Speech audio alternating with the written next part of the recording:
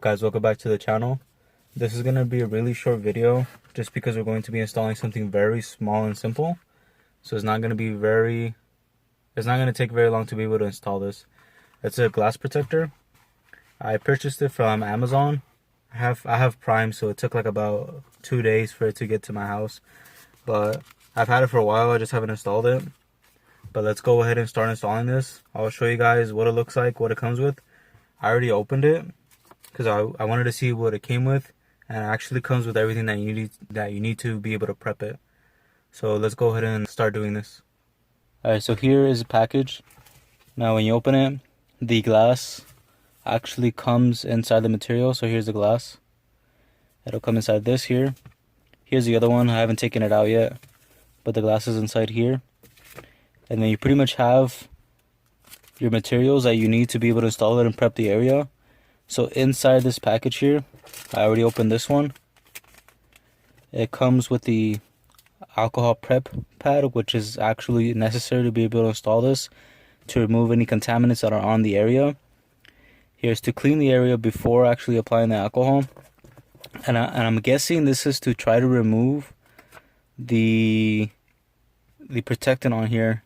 That way you're not touching it on the surface. I'm not entirely sure. It didn't come with any instructions or anything, but I'm not entirely sure what this is for. But yeah, let's go ahead and get started. I guess the most important part is actually applying the alcohol pad. So let's go ahead and start applying it on.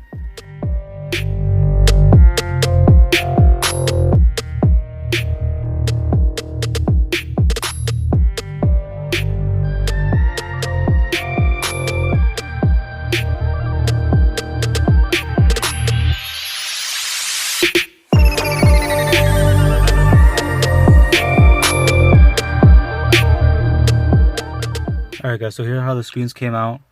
The top one came out really good. There's like no bubbles at all. There's just this little spot right here.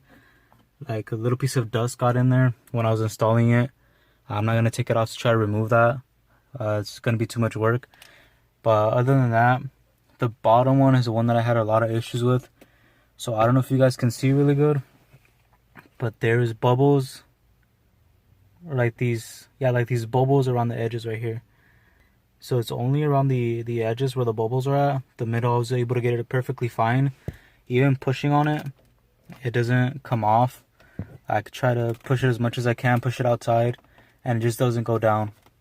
Now, this could be a few things. It could be the prep work, of course, but I don't think it's that. Just because the top one came out just perfect. Like, there's no bubbles at all. Came out really good. You guys can clearly see there's like no bubbles. Everything else is fine, but just right here on the sides where just these bubbles don't want to come out. I already tried like 3 times removing it, cleaning it, putting more alcohol on it, and then cleaning it again, and then using these little blue things to take off all the dust. So that's what this is for, is to remove like all the dust that's stuck on there. So if you guys can kind of see there's like dust, you just touch it with it and it comes off. That way it doesn't leave any marks when you're installing it. But that's pretty much what's bothering me right now, is just the little things on the side. The touchscreen works perfectly fine. So if I turn the car on, you don't ever use these outside parts because the screen's in the middle. But so when you turn it on, so if you go to like your audio, you're never really using the outside parts. Like this is the closest that it really gets to it. This doesn't even touch it. So it's just really annoying, like just having this part right here. So it could be just my fault, the way I installed it. But it could also be just the screen itself. Maybe you need like a thinner screen for the bottom one, screen protector. Like I said, I tried multiple times removing it, putting it on there again, but it's not just sticking on these edges right here. But see, once I apply pressure, it just comes back. I tried using a heat gun to see if that would do something or make it stick a little bit better, but it didn't really do much. Still looks pretty much the same. So as you guys can see, it's pretty much just the edges for the most part that have the little bubbles. Other than that, I'm not really happy with how it came out. I know when it comes to projects like these, it has to do a lot with the prep work. But I don't know about this case because the top one came out really good. And I did the exact same thing, the exact same process. And it still came out like this. I guess I'll just leave it like this for now.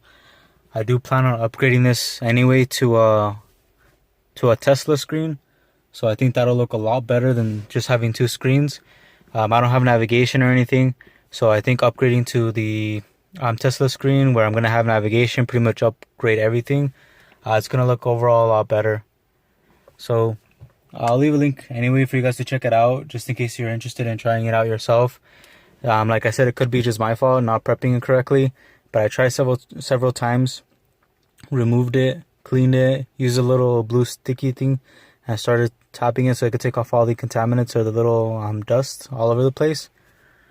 But overall, not bad. Top one looks good. Bottom one could use some work.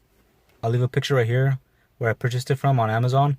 And also leave a description down below. That way you guys can check it out. Maybe this has a lot to do with the way I installed it. Maybe I could have done a little bit more prep work and maybe it would have came out a lot better. Like I said, I do plan on upgrading this anyway to a Tesla screen. Just because I think it looks a lot better when it's just one full screen. And I don't have navigation. I have the cheaper model, which is just a luxury version.